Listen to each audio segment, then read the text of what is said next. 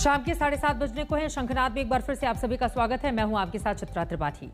करीब 5 साल पहले यूपी की सियासत में चाचा भतीजा में जंग हो गई थी। तब भतीजे अखिलेश यादव ने चाचा शिवपाल को पार्टी से बाहर करके पार्टी हथिया ली थी। अब चाचा भतीजा की नई जंग बिहार में छिड़ी हुई है। एलजेपी को चिराग पासवान के चाचा पशुपति पारस ने हाईजैक कर लिया। पारस ने 6 में से 5 सांसदों को अपने पाले में करके चिराग को दिन में ही तारे दिखा दिए हैं। ऐसे में बड़ा सवाल यह है कि एलजेपी में ये जो फूट हुई है, इसका परिणाम आगे क्या होगा।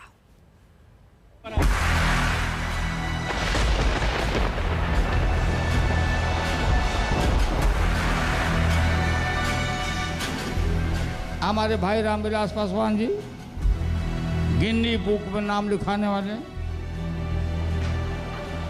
अद्भुत मौसम वैज्ञानिक, दिल्ली वाले नहीं इसरो वाले।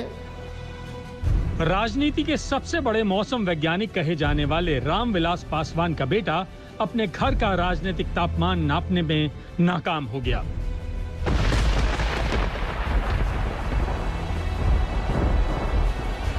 चिराग तले अंधेरा हो गया।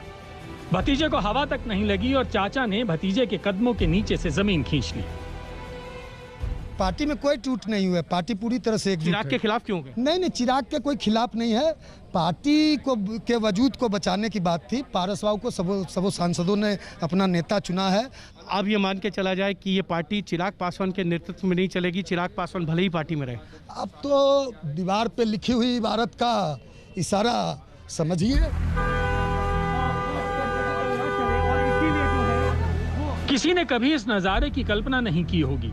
एलजेपी के संस्थापक रामविलास पासवान के बेटे चिराग पासवान अपने चाचा पशुपति पारस के घर के बाहर अपनी कार में बैठकर इंतजार कर रहे हैं, लेकिन चाचा के दरवाजे भतीजे के लिए खुल नहीं रहे हैं। सुबह करीब 11:15 बजे चिराग अपने चाचा पशुपति पारस के घर पहुंचे थे। 5 मिनट बीत गए, 10 मिनट बीत गए। चिराग पासवान कार का हॉर्न बजाते रहे। मीडिया के लोग चिराग से सवाल पूछते रहे, लेकिन चिराग खामोश रहे।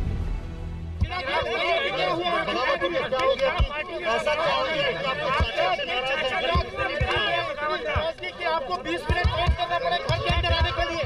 आप बात नहीं उठाओगे। क्या आपको लगता है कि ये इसके पीछे कोई साजिश है? चिराग, इसके पीछे कोई साजिश है? चिराग, क्या इसके पीछे कोई साजिश है? चिराग, इसके पीछे किसी की कोई साजिश? चिराग, इसके पीछे कोई साजिश? आखिरकार 25 मिनट बाद घर का गेट खुला। घर के भीतर चिराग करीब 45 मिनट रहे, लेकिन वहां उनके चाचा तो नहीं मिले। मुलाकात सिर्फ चाची से हुई। इस तरह पशुपति पारस के घर से खाली हाथ लौट गए चिराग पासवान।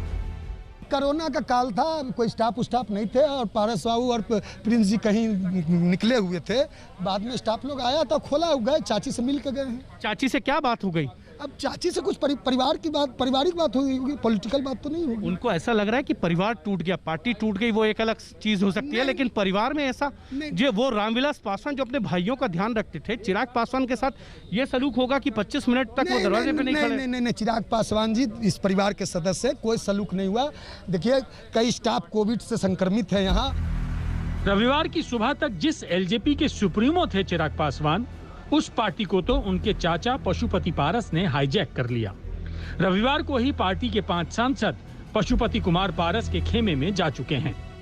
अब जो है चिराग पासवान को लेकर जिस तरीके की नाराजगी परिवार और पार्टी में है, उसी को ध्यान में रखते हुए सभी सांसदों ने ये फैसला लिया है कि अब संसदीय दल के जो नेता हैं वो जो है पशुपति पारस होंगे और बाकी सांसद उनके साथ रहेंगे। पासवान परिवार में यह हाई प्रोफाइल सियासी ड्रामा रविवार को दिल्ली में शुरू हुआ, जब पार्टी के 6 में से 5 सांसद चिराग के खिलाफ खुली बगावत पर उतर आए। सभी पशुपति पारस के पक्ष में एकजुट हो गए। ये सांसद कौन हैं? जरा इन्हें पहचान भी लीजिए। चिराग के चाचा पशुपति कुमार पारस, चिराग के चचेरे भाई प्रिंस राज, पार्टी सांसद महबूब अली कैसर, सांसद वीणा देवी और चंदन सिंह। ऐसा है, एलजेपी से हम लोग अलग नहीं हो रहे हैं। पार्टी हम लोग का एलजेपी ही है, अलग नहीं हो रहा है, पार्टी में ही है। आप लोग दिखा रहे हैं जो टूट हो गई, टूट नहीं हुआ। एलजेपी पार्टी है। हम लोग आदरणीय प्रधानमंत्री जी नरेंद्र मोदी जी जो देश के नेता हैं बिहार के आदरणीय मुख्यमंत्री नीतीश कुमार जी, हम लोग एनडीए के पार्ट हैं। भी ऐसी चीज़ होती है तो राताराती एक बैग कुछ नहीं हो जाता।